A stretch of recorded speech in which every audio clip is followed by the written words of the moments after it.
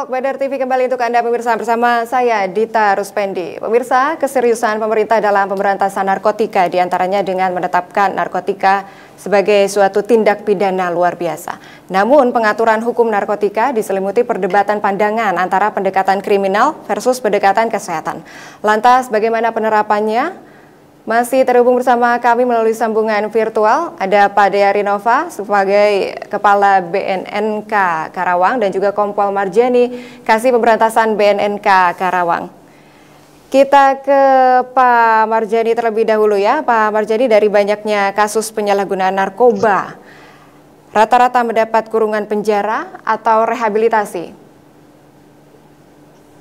Baik, Mbak Dea, ini sementara selama ini untuk kasus-kasus yang kami tangani, ya, kita lakukan upaya hukum sesuai dengan undang-undang yang ada karena didukung dengan adanya barang bukti yang cukup dan memenuhi unsur daripada tindak pidana narkotika tersebut.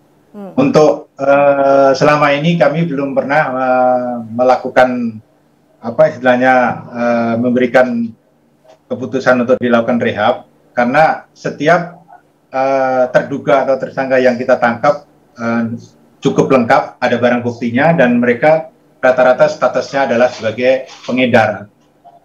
Kemudian memang betul apa yang disampaikan oleh Pak Kepala tadi, bisa juga untuk dilakukan TAT apabila yang orang yang bersangkutan diduga sebagai pengguna. Nah, tujuan daripada TAT tadi seperti apa yang disampaikan oleh Pak Kepala adalah benar untuk memastikan apakah mereka ini sebagai benar-benar pengguna atau hanya sebagai modus saja. Kalau memang mereka ternyata sebagai pengedar, ya kita tetap proses secara hukum yang berlaku. Untuk pengguna, selama ini memang kita juga sudah beberapa kali melakukan TAT, rata-rata mereka tidak ada barang bukti dan mereka hanya didukung dengan hasil tes urin yaitu positif. Sementara itu, Mbak. Berarti menurut Pak Marjani, di Karawang ini apakah memungkinkan rehabilitasi itu jika memang ada tersangka yang terbukti sebagai pengguna, begitu ya Pak Marjani ya? Bisa memungkinkan juga, Bang. Nah, kalau memang mereka tidak terbukti, namun mereka hanya sebagai pengguna dengan bukti yaitu hasil tes urin, ya kita tidak akan melakukan tindakan hukum dalam arti upaya hukum sampai ke persidangan. Mungkin kita akan melakukan rehabilitasi.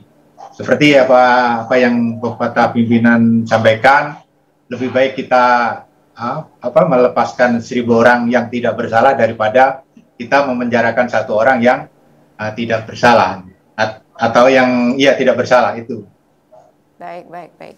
Berarti di Karawang tetap sama ya, prinsip dekriminalisasi itu tetap harus dijalankan apabila terbukti tersangka adalah pengguna, bukan hanya pengedar saja ya. Namun Pak Marjani, sejauh mana menurut Pak Marjani efektivitas rehabilitasi ketimbang kurungan penjara bagi pengguna narkotika? Untuk sementara ini yang saya lihat, ya sementara ini kalau yang masuk ke rehabilitasi, ya ada perubahan dan rata-rata mereka bisa sadar, bisa kembali lagi dan bisa menjauhi daripada narkoba tersebut atau daripada lingkungan pergaulan dari penyalahgunaan narkotika tersebut. Kalau untuk yang sudah pernah atau yang sudah pernah masuk, dalam arti sudah pernah kita proses sampai ke persidangan, ini rata-rata mereka juga sudah pernah menjalani gitu. Jadi efektivitas mereka sadarnya itu termasuk masih jauh, masih kurang. Ini semua ini apa karena memang latar belakang daripada ekonomi? Mungkin Mbak Dita tahu sendiri, memang narkoba ini sangat luar biasa daripada untuk pergaulan mereka, untuk pekerjaan mereka dalam hal ini untuk mencari keuntungan itu. Baik.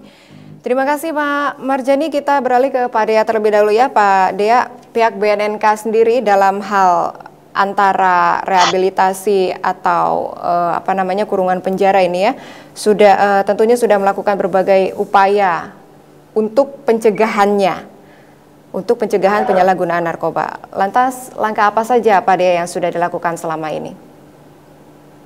Ya, kami di BNN, khususnya di BNN Karawang, ya langkah-langkah yang kita laksanakan itu sebenarnya ada 3, ya strateginya itu ada 3. Baik. Ya pertama ada soft approach power. Nah itu soft approach power kita melaksanakan kegiatan pencegahan dan pemberdayaan masyarakat. Jadi pencegahan itu kita menyebarluaskan informasi kepada masyarakat, baik tatap muka atau konvensional, media elektronik, non elektronik, gitu ya. Dan terus selanjutnya pemberdayaan masyarakat, kita memberdayakan masyarakat, gitu sehingga tidak melakukan penyalahgunaan dan peredaran gelap narkotika. Dan kita juga bina masyarakat sehingga mereka bisa berperan serta dalam penanganan, pencegahan dan pemberantasan penyalahgunaan dan peredaran gelap narkotika. Yang kedua, selain soft approach power, itu adalah hard approach power. Nah, hardnya ini itu kita memutus sindikat, jadi kita memutus supply-nya, gitu. Hard power approach. Nah, setelahnya yang ketiga adalah smart.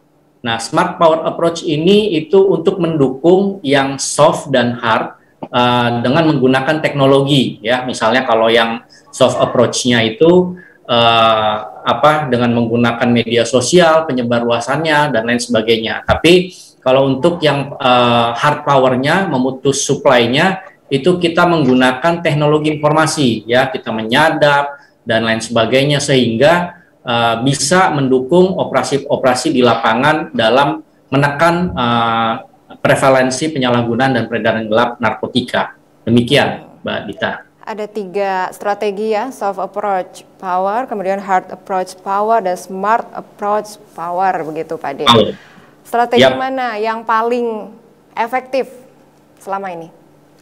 Ya, kita lakukan strategi itu agar seimbang, karena tidak mungkin apabila kita lakukan pencegahan, ya. Jadi ketika kita lakukan sosialisasi dalam rangka pencegahan, kita mencoba untuk mencegah adanya penyalahgunaan dan peredaran gelap narkotika, gitu. Tapi ketika itu tidak bisa dicegah, ya artinya sudah masuk nih ke masyarakat. Nah, sudah ada ancaman ke masyarakat adanya penyalahgunaan narkotika, ya, ada pecandu, ada penyalahguna, ada korban penyalahgunaan, sehingga mereka-mereka yang masuk sebagai dikategorikan orang sakit, ya, berdasarkan Undang-Undang Kesehatan 36/2009, itu kita lakukan rehabilitasi, gitu. Nah, tidak sampai di situ saja, tapi tetap kita imbangkan dengan pemberantasan, sehingga ketika strategi ini berjalan dengan seimbang, disitulah efektivitasnya terlihat. Demikian. Baik.